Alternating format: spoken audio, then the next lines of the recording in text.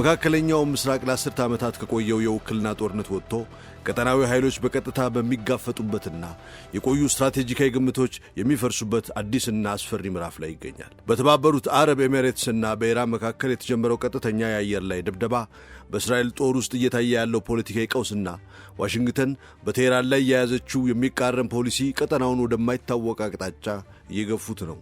ይህ ሽግግር ቀደም ሲል በአካባቢው የነበረውን የኃይል ሚዛን ከመቀየር ባለፈ የዓለም አቀፍ የዲፕሎማሲና የወታደራዊ ትብብር መሠረቶችን እየናጠው ነው። በዚህ አዲስ ክስተት ውስጥ በተባበሩት አረብ ኤሚሬትስ በኩል የታየው ስልታዊ ለውጥ እጅግ አስገራሚ ሆኖ ተገኝቷል። እስካሁን የኢራን ዋነኛ የጥቃት ሰለባ ሆና የቆየችው አቡዳቢ የገጠማትን የኢኮኖሚና የደህንነት ስጋት ለመመከት ስትራቴጂዋን በመቀየር በኢራን የነዳጅ ማጣሪያዎች ላይ ቀጥተኛ ጥቃት መሰንዘርን ጀምራለች። በሌላ በኩል ደግሞ እስራኤል በኢራቅ በረሃ ውስጥ ከገነባችው ምስጢራዊ የጦር ሰፈር ጀምሮ በውስጥ የፖለቲካ ውጥረት እስከ ታነቀው ውትድርና ምልመላ ቀውስ ድረስ ያጋጠማት ፈተና የሰራዊቷን ተጠባባቂ ኃይል ህልውና ጥያቄ ውስጥ ዶሎታል። ምን እየሆነ ነው? ጥቂት ደቂቃ አብራችሁን ቆዩ።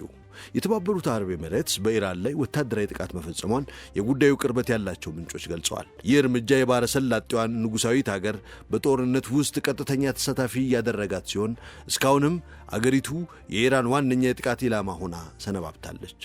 የኤሚሬትስ የጦር ኃይል በምዕራባውያን አገራት የተሰሩ ዘመናዊ የጦር ጀቶችንና የስለላ መረቦችን በሚገባ የታጠቀ ነው። አሁን የተፈጸመው ጥቃት ደግሞ አገሪቱ በመካከለኛው ምስራቅ ያላትን የኢኮኖሚ ኃይልና ተጽዕኖ ለመጠበቅ እነዚህን መሳሪያዎች ለመጠቀም የበለጠ ዝግጁ መሆኗን የሚናገር የሚያሳይ ነውም ተብሎለታል። ምንም እንኳን ኤሚሬትስ ጥቃቱን በይፋ ባታምንም እርምጃው በፋርስ ባሕረ ሰላጤ በሚገኘው የኢራን ላቫን ደሴት ላይ ያለውን የነዳጅ ማጣሪያ መምታትን እንደሚጨምር ምንጮች ገልጸዋል። ጥቃቱ ከፍተኛ እሳት ያስከተለ ሲሆን የማጣሪያ ተቋሙን የማምረት አቅም ለወራት ከአገልግሎት ውጪ አድርጎታል። የኤሚሬትስ የውጭ ጉዳይ ሚኒስተር ስለ ጥቃቱ አስተያየት ለመስጠት ፈቃደኛ ባይሆንም ለጥቃት እርምጃዎቹ ወታደራዊ ምላሽ የመስጠት መብቷ የተጠበቀ መሆኑን የሚገልጹ ቀደምት መግለጫዎችን ጠቅሷል። ፔንታገንም አስተያየት ለመስጠት ፈቃደኛ አልሆነም። ዋይት ሃውስ ስለ ኤሚሬትስ ተሳትፎ የቀረቡ ጥያቄዎችን ባይመልስም ፕሬዚዳንት ትራምፕ በኢራን ላይ ያላቸውን ሁሉንም አማራጮች እንደሚጠቀሙና አሜሪካ በኢራን ላይ ከፍተኛ ተጽዕኖ የማሳደር አቅም እንዳላትም ገልጸዋል። የመካከለኛው ምስራቅ ተንታኝ ዲና ኤስፋንዲያሪ አንድ የባሕረ ሰላጤ የአረብ አገራት ኢራንን በቀጥታ መምታቱ ትልቅ ትርጉም አለው። ቴህራን አሁን ዓላማዋ በኤሚሬትስና ጦርነቱን በሽምግልና ለማስቆም በሚጥሩ ሌሎች የባሕረ ሰላጤ አገራት መካከል ልዩነት መፍጠር ይሆናል ብለዋል። የባሕረ ሰላጤ አገራት ጦርነቱን ከመጀመሩ በፊት የአየር ክልላቸውም ሆነ ወታደራዊ ካምፖቻቸው ለጥቃት እንዲውሉ እንደማይፈቅድ ተናግረው ነበረ። ነገር ግን ጦርነቱ እንደተጀመረ ኢራን በሕዝብ ማዕከላት፣ በነዳጅ መሠረተ ልማቶችና በአየር ማረፊያዎች ላይ የሚሳኤልና የድሮን ጥቃቶችን በመሰንዘር አሜሪካና እስራኤል ጥቃቱን እንዳይቀጥሉ የኢኮኖሚና የፖለቲካ ጫና ለመፍጠር ሞክራለች። ኢራን አብዛኛውን ጥቃቷን በኤሚሬትስ ላይ ያተኮረች ሲሆን እስራኤልን ጨምሮ ከማንኛውም አገር በበለጠ ከ2800 በላይ የሚሳኤልና የድሮን ጥቃቶችን ሰንዝራባታለች። እነዚህ ጥቃቶች የኤሚሬትስን የአየር ትራፊክ፣ የቱሪዝምና የሪል ስቴት ገበያ ያዳከሙ ሲሆን የሠራተኞች ቅነሳም አስከትሏል። ይህም አገሪቱ ኢራንን እንደ አደገኛ እንድታያትና ስትራቴጂካዊ አመለካከቷን እንድትቀይር አስገድዷታል። ከዚህ በኋላ ኤሚሬትስ በባሕረ ሰላጤው ውስጥ ኢራንን በይፋ በመጋፈጥ ረገድ ቀዳሚ አገር ሆና የወጣች ሲሆን ጦርነቱ በሙሉ ከአሜሪካ ጋር የነበራትን ጠንካራ ወታደራዊ ትብብር ቀጥላበታለች። የለንደኑ ሮያል ዩናይትድ ሰርቪስ ኢንስቲትዩት ተመራማሪ ኤችኤ ሄሊየር ኤሚሬትስ ይህንን ጦርነት እንደማትፈልግ ገና መጀመሪያ ላይ ግልጽ አድርጋለች። ነገር ግን ኢራን ጥቃት መሰንዘር ከጀመረች ወዲህ አቡዳቢ የቀጠናው ሁኔታ ሙሉ በሙሉ እንደተለወጠ በግልጽ እያሳየች ነው ብለዋል። ስለ ኤሚሬትስ ተሳትፎ የሚወራው ወሬ መነሻው ከመጋቢት ወር አጋማሽ ጀምሮ በኢራን ሰማይ ላይ የአሜሪካ ወይንም የእስራኤል የማይመስል የጦር ጀት በቪዲዮ መታየቱን ተከትሎ ነበር። መረጃዎችን የሚከታተሉ ተመራማሪዎችም ኤሚሬትስ የምትጠቀምባቸው የፈረንሳይ ጀቶችና የቻይና ድሮኖች በኢራን ውስጥ ሲንቀሳቀሱ የሚያሳዩ ፎቶዎችን ጠቅሰዋል። በወታደራዊ አቅም ኤሚሬትስ ከአሜሪካ ብታንስም በሚገባ የሰለጠነ የአየር ኃይል፣ የጀቶች ስብስብና የስለላ ድሮኖች አሏት። ጡረተኛው የዩኤስ አየር ኃይል ሌተናል ጀነራል ዴቭደፕቱላ በሚሳኤል ጥቃት በአየር መከላከልና በሎጂስቲክ ረገድ በጣም ጠንካራ ናቸው።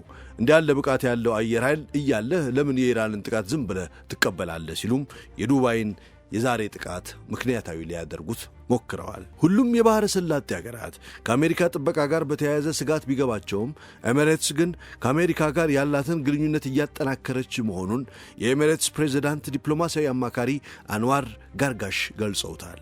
ከጥቃቶቹ በተጨማሪም ኢራን በሆርሙዝ ወሽመጥ ላይ የጣለችውን እገዳ ለመስበር አስፈላጊ ከሆነ ኃይል የመጠቀም ሥልጣን የሚሰጠውን የተባበሩት መንግሥታት ድርጅት የውሳኔ ሐሳብ ኤሚሬትስ ደግፈዋለች።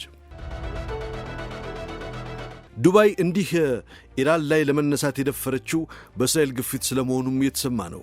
እንደ መረጃው ከሆነ እስራኤል የአይረን ዶም የሚሳኤል መከላከያ ባትሪንና ስርዓቱን የሚያንቀሳቅሱ ባለሙያዎችን ወደ ተባበሩት አረብ ኤሚሬትስ መላኳን በእስራኤል የአሜሪካ አምባሳደር ማይክ ሃካቢ ተናግረዋል። ሃካቢ በቴልአቪቭ በተካሄደው አንድ ዝግጅት ላይ ሲናገሩ እስራኤል የአይረን ዶም ባትሪዎችንና የሚያንቀሳቅሷቸውን ባለሙያዎች በቅርቡ ልካለች። ለምን ቢባል ምክንያቱም በሁለቱ ሀገራት መካከል በአብርሃም ስምምነት ላይ የተመሠረተ ልዩ ግንኙነት ስላለ ነው ብለዋል። ይህም በ2020 የተፈረመውንና በእስራኤልና በኤሚሬትስ መካከል ለረጅም ጊዜ የቆየውን ግንኙነት ይፋዊ ያደረገውን የኖርማላይዜሽን ስምምነት የሚያመለክት ነው ተብሎለታል። ለጉዳዩ ቅርበት ያላቸው አንድ ምንጭ እንደተናገሩት እስራኤል የአየር መከላከያ ሥርዓቶቿን ወደ ኤሚሬትስ የላከችው በጦርነቱ ወቅት ከኢራን ለሚሰነዘሩ ጥቃቶች መከላከያ እንዲሆናት ነው። ይህ በእንዲህ እንዳለ እስራኤል በኢራን ላይ ለምታካሂደው የአየር ዘመቻ ድጋፍ የሚሰጥ ምስጢራዊ ወታደር የጦር ሰፈር በኢራቅ በረሃ ውስጥ መገንባቷን የአሜሪካ ባለሥልጣናትን ጨምሮ ለጉዳዩ ቅርበት ያላቸው ምንጮች መናገራቸውን ዎል ስትሪት ጆርናል በሰበር ዜናነት ዘግቦታል። ኢየሩሳሌም ይህንን ልዩ ኃይሎችን የያዘና ለእስራኤል አየር ኃይል የሎጂስቲክስ ማዕከል ሆኖ የሚያገለግል የጦር ሰፈር የገነባችው በእስላማዊቷ ሪፐብሊክና የተካሄደው ዘመቻ ከመጀመሩ ጥቂት ቀደም ብሎ መሆኑን ምንጮች ገልጸዋል።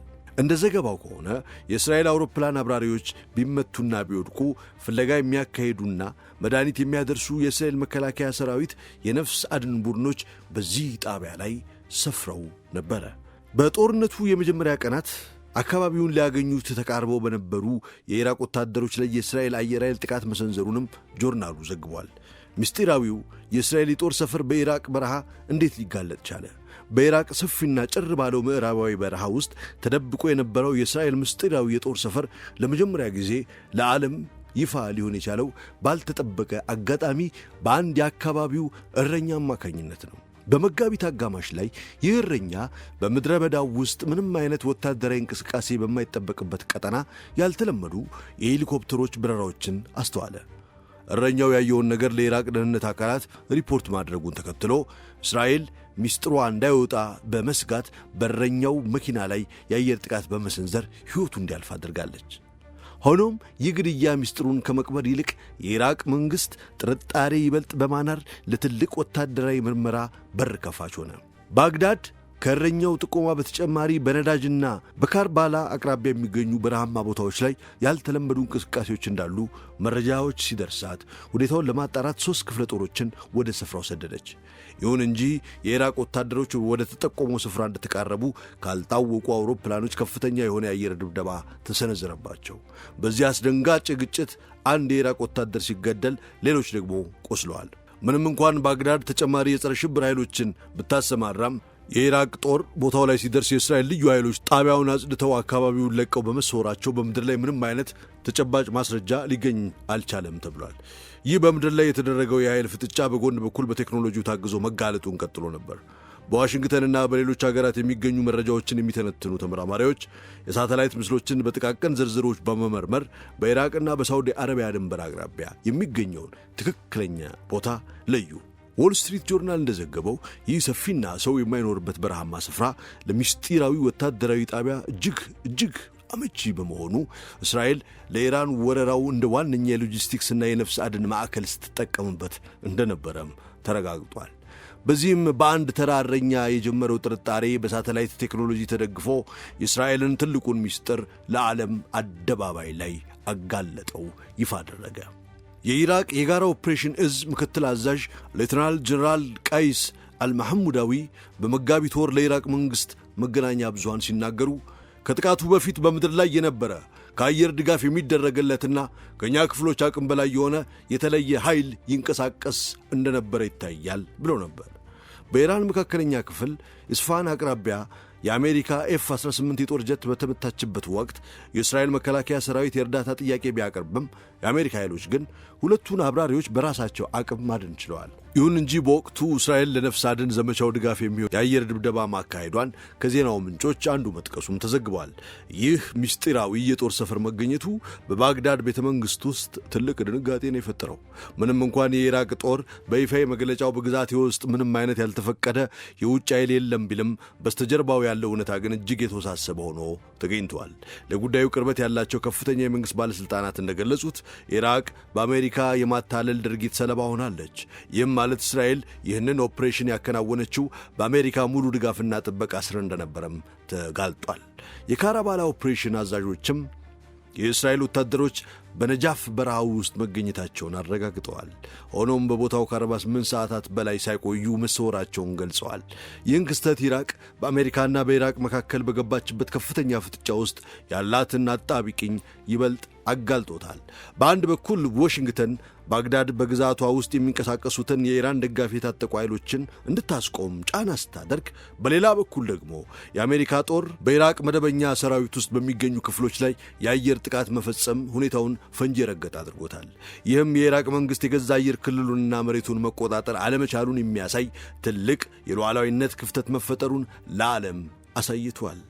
እናም ይህ ምስጢራዊ ወታደራዊ ኦፕሬሽን ኢራቅ ላለፉት ዓመታት ከቀጠናው ግጭቶች ራሷን ለማራቅ ያደረገችውን ጥረት ከንቱ ወና አድርጎባታል።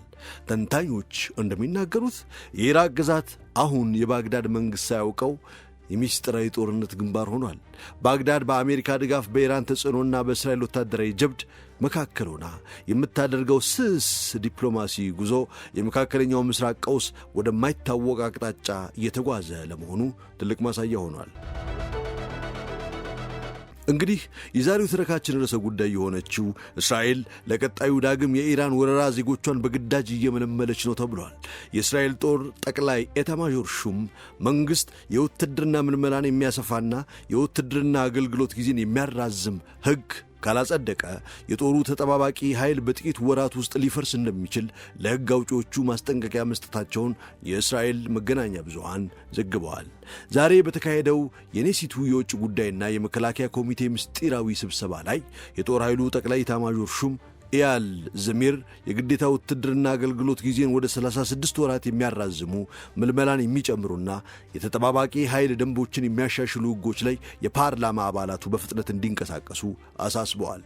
እንደ ዘገባው ከሆነ ዘሚር ለኮሚቴው ሲናገሩ በጥር ወር 2027 የግዴታ ውትድርና አገልግሎት ጊዜ ወደ 30 ወራት ዝቅ የሚል በመሆኑ የእስራኤል መከላከያ ሰራዊት በሺዎች የሚቆጠሩ ተጨማሪ ተዋጊ ወታደሮችን ያጣል። በዚህም ምክንያት የተጠባባቂው ጦር በራሱ ላይ ይደረመሳል ብለዋል።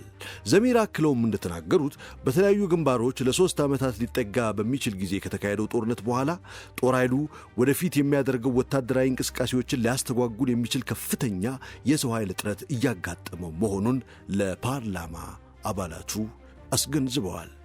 ዘሚር ሲቀጥሉም እኔ ከፖለቲካ ወይንም ከሕግ አውጪነቶች ጋር ግንኙነት የለኝም። እኔ ተጠምጄ ያለሁት በበርካታ ግንባሮች በሚካሄድ ጦርነትና ጠላትን ድል በመንሳት ላይ ነው። ይህንኑ አጠናክሮ ለመቀጠል ደግሞ የእስራኤል መከላከያ ሰራዊት በአስቸኳይ ተጨማሪ ወታደሮች ያስፈልጉታል ብለዋል።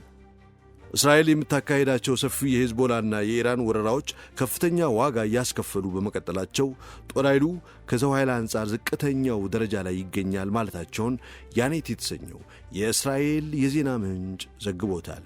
ይህ ማስጠንቀቂያ የተሰማው እስራኤል በወረረችው ዌስት ባንክ ወታደራዊ ጥበቃ የሚሹ 30 አዳዲስ ሕገወጥ የሰፈራ ጣቢያዎችን ማጽደቋን ተከትሎ ጦር ኃይሉ ከ7,000 እስከ 8,000 የሚሆኑ ተዋጊ ወታደሮች የሆኑ አጠቃላይ 15,000 ተጨማሪ ወታደሮች እንደሚያስፈልጉት ዘሚር ለመንግሥት ካሳወቁ ከሳምንታት በኋላ ነበረ። የጦር ኃይሉ የሰው ኃይል ዳይሬክቶሬት ከፍተኛ መኮንን እንደገለጹት የግዴታ ውትድርና አገልግሎት ጊዜ የማያራዝም ከሆነ እያንዳንዱ የተጠባባቂ ኃይል አባል በዓመት ውስጥ ከ80 እስከ 100 ቀናት እንዲያገለግል ሊገደድ ይችላል። በሌላ በኩል እስራኤል ሃዮም የተሰኘው ጋዜጣ እንደዘገበው የኔስት ኮሚቴ ወደ 400,000 ለሚጠጉ የተጠባባቂ ኃይል አባላት የተላለፈውን የክተት ትዕዛዝ እስከ ወሩ መጨረሻ ድረስ አራዝሞታል። ባለፉት 1 ዓመት ተኩል ጊዜ ውስጥ ጦር ኃይሉ የሰው ኃይል እጥረቱን ለማቃለል ባዘጋጀው አጭር የሙያ አገልግሎት መርሃ ግብር አማካኝነት ወደ 8000 የሚጠጉ ወታደሮችን መመልመሉን ዘማርከር የተሰኘው ሌላው ጋዜጣ ዘግቦታል። ይሁን እንጂ ዘገባው አክሎ እንደገለጸው በአሁኑ ወቅት ወደ 100,000 የሚጠጉ የተጠባባቂ ኃይል አባላት በንቁ ውትድርና አገልግሎት ላይ የሚገኙ ቢሆንም መልመላው በወታደሩ ላይ ያረፈውን ጫና በከፍተኛ ሁኔታ መቀነስ አልቻለም። የተቃዋሚ ፖለቲከኞች የዘሚርን ንግግር መነሻ በማድረግ ቤንያሚን ኔታንያሁ ጽንፈኛ ኦርቶዶክስ አይሁዶችን ወደ ውትድርና ለማስገባት ባለመቻላቸው መንግስታቸውን ክፉኛ ወቅሰዋል። የቀድሞው የጦር ኃይል ጠቅላይ ኢታማዦር ሹም ጋዲ አይዘንኮት መንግስትን ኃላፊነትን በመሸሽና ከሀገሪቱ ደህንነት ይልቅ ከፖለቲካዊ ስሌቶች ቅድሚያ በመስጠት ከሰውታል። አይዘንኮት በኤክስ ገጻቸው ላይ ባሰፈሩት ጽሑፍ ለእስራኤል እንዲህ ባለው ወሳኝ ወቅት ለሁሉም እኩል የውትድርና ምልመላ የማይጠይቅ መንግስት ለተጨማሪ አንድ ቀን እንኳን ስልጣን ላይ ሊቆይ የማይገባው መንግስት ነው ብለው ወርፈውታል። የቀድሞ ጠቅላይ ሚኒስትር ናፍታሊ ቤኒት በበኩላቸው ለኦርቶዶክስ አይሁዶች የተፈቀደው የውትድርና ነጻነት የወታደሮቻችንን ሕይወት እየቀጠፈ ነው ሲሉ መንግስታቸውን ተችተውታል። ቤኔት ሲቀጥሉም በፖለቲካ ምክንያት የማይመለመሉ 100,000 የሚሆኑ ጤነኛ አልትራ ኦርቶዶክስ ወጣቶች አሉም ሲሉ ተደምጠዋል። ከጥቅምት 2023 ጀምሮ የእስራኤል ጦር ወታደራዊ ፍላጎት እየጨመረ በመምጣቱ አልትራ ኦርቶዶክስ አይሁዶች ከውትድርና ነጻ ስለመሆናቸው የሚነሳው የሕዝብ ክርክር ተባብረዋል። የእስራኤል ጦር በጋዛ እያካሄደ ያለውን ጦርነትና በቀጠናው የሚያደርጋቸውን ወታደራዊ እንቅስቃሴዎች ተከትሎ ከፍተኛ ወታደራዊ መኮንኖችና ከተለያዩ የፖለቲካ መስመሮች የተውጣጡ ፖለቲከኞች አልትራ ኦርቶዶክስ አይሁዶች እንዲመለምሉ በተደጋጋሚ ጥሪ እያቀረቡ ይገኛሉ። ይሁን እንጂ የኔታንያሁ መንግስት በገዢው ጥምረት ውስጥ ባለው መከፋፈል ምክንያት እስካሁን አዲስ የምልመላ ሕግ ማውጣት አልቻለም። የእስራኤል ቤቲኑ ፓርቲ መሪ አቪጋዶር ሊበርማን ኦርቶዶክስ አይሁዶችን አለመመልመል ለእስራኤል መንግሥት ደህንነትና የወደፊት ዕጣ ፈንታ አስከፊ ምት ነው ሲሉም ገልጸውታል።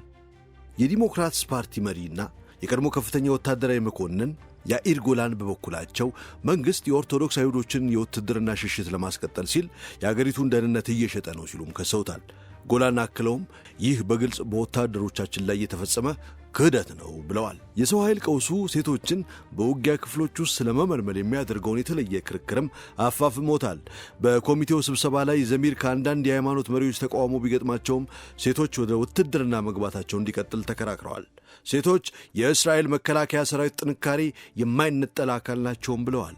ባለፈው ወር የሃይማኖታዊ ጽዮናውያን ረቢዎች ሴቶች ጾታ በተቀላቀለባቸው የውጊያ ክፍሎች ውስጥ መመደባቸውን መቀጠሉ የእነሱ ማኅበራዊ አባላት ከውትድርና አገልግሎት እንዲርቁ ሊያደርግ እንደሚችል ማስጠንቀቂያም ሰጥተው ነበር። በሃይማኖታዊ ጽዮናውያን መሪዎች አስቸኳይ ጉባኤ ላይ አንድ ረቢ ሲናገሩ ተማሪዎቻችን ወንድም ሆኑ ሴት በማይቻል ሁኔታ ውስጥ በሚከቷቸው ጾታ በተቀላቀለባቸው መዋቅሮች ውስጥ እንዲያገለግሉ በምንም አይነት ሁኔታ አንፈቅድም ብለዋል። ሌላኛው ረቢ ደግሞ ከሴቶች ጋር መቀላቀል ባለበት ሁኔታ በምንም አይነት የመስክ ክፍል ውስጥ አንገለገልም ሲሉ ገልጸውታል። ከጥቂት ቀናት በኋላ ካን 11 የተሰኘው የእስራኤል የሕዝብ ብሮድካስተር እንደዘገበው በሰሜን እስራኤል በሚገኝ አንድ ወታደራዊ ካምፕ ውስጥ አንዲት ሴት ወታደር በመመደቧ ምክንያት 3 የሃይማኖት ተከታይ ወታደሮች አገልግሎት አንሰጥም ማለታቸውም ተሰምቷል። ታዲያ መንግሥት አዲስ ምልመላ ሕግ ማውጣት ባለመቻሉ አንዳንዶች ለጦር ኃይሉ የሰው ኃይል እጥረት አማራጭ መፍትሄዎችን እያቀረቡ ይገኛሉ። በየካቲት ወር የኢየሩሳሌም የስትራቴጂና የደህንነት ኢንስቲትዩት 2 ተመራማሪዎች የፈረንሳይ ጦር እንደሚጠቀመው አይነት የባዕዳን ክፍለ ጦር እንዲቋቋም ምክረ ሐሳብ እስከ ማቅረብም ደርሰዋል። ተመራማሪዎቹ እንደሚከራከሩት በውጭ አገራት ከሚገኙ የአይሁድ ማህበረሰቦች የሚገኘው ምልመላ የጦሩን ፍላጎት ሊያሟላ አይችልም። ይልቁንም ዜግነት የሌላቸው በፈቃደኝነት የሚመጡ ሰዎችን መመልመል ይፈቀድ የሚል ሐሳብ አቅርበዋል። ይህም በእስራኤል ውስጥ ውጤታማ የሆነ የባዕዳን ክፍለ ጦር ለመመስረት ያስችላል ብለዋል። ይህ ሐሳብ በርካታ እስራኤላውያንን ምቾት ላይነሳቸው እንደሚችል ቢገነዘቡም ዘገባው ግን የጽዮናውያንን ዓላማ ለማራመድ የውጭ አገር ፈቃደኛ ተዋጊዎችን እርዳታ ላለመጠቀም የሚያስገድድ ምክንያት የለም ሲሉም ይከራከራሉ። እናም ሲሆን ለቀጣይ የኢራን ወረራ እዚያ ያሉትን ኢትዮጵያውያን ቤተ እስራኤላውያንን ጭምር በግዴታ ልትማግድ እንደሆነም ዘገባዎች ባለፍ ገደም ጠቅሰውታል። ይህ ሁሉ የእስራኤል ጭንቀት በኢራን ወረራ የመጣ ነውና ጽዮን የተከማቸባት ታላቋ የተባለችው አሜሪካ ኢራንን ማንበርከክ ለምን አልሆናላት የሚለው ጥያቄ ዛሬም አሉ የተባሉትን የአሜሪካ ሊቃውንት እያሟገተ ነው። ኢራን ከአሜሪካ ጋር ልትመጣጠን የምትችል ሀገር ባልሆነችበት ሁኔታ ዋሽንግተን ለምን እስካሁን ድል ልታደርጋት አልቻለችም? የዓለማችን ግዙፏን ኃያል ሀገር በኢኮኖሚ ማዕቀብና በወታደራዊ ድብደባ በደቀቀች አንዲት ደካማ ሀገር ላይ ለምን የፈለገችውን ማድረግ ተሳናት? ይህንን የአሜሪካንና የኢራንን ጦርነት በቀላሉ ለመረዳት የጨዋታ ቲዎሪን መጠቀም ይቻላል ይላሉ እኒሁ የጨነቃቸው የአውሮፓ ሊቃውንት። ፕሬዚዳንት ዶናልድ ትራምፕ ከኢራን ጋር የዶሮ ጨዋታ ለመጫወት ወስነዋል። ይህም ሁለት አሽከርካሪዎች ፊት ለፊት ተጋጭተው ማን ቀድሞ እንደሚሸሽ የሚፈታተኑበት አደገኛ እሽቅድምድም ይመስላል። በእንዲህ አይነት ሁኔታዎች ውስጥ የአንዱ ወገን ህልውና በጨዋታው ውጤት ላይ የተመሠረተ ሆኖ የሌላኛው ወገን ስጋት ግን አነስተኛ ከሆነ ህልውናው አደጋ ላይ የወደቀው ወገን የማሸነፍ ዕድሉ ሰፊ ይሆናል። ለኢራን መንግሥት ሽንፈት ማለት የመገልበጥና የመታረድ ዕድል ማለት ሲሆን፣ ለትራምፕ ግን በቃ በማር አላጎ መዝናኛቸው የሚያሳልፉት መጥፎ የሳምንት መጨረሻ ዕረፍት ማለት ብቻ ሊሆንም ይችላል።